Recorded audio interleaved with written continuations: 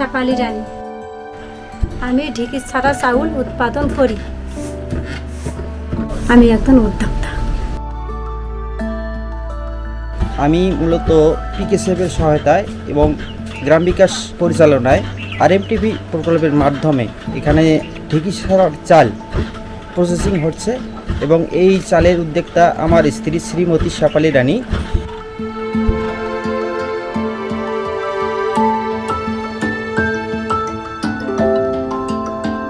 আমাদের কাছ থেকে বিভিন্ন ধরনের পাইকার এসে আমার বাসা থেকে চাল ক্রয় করে নিয়ে যায়।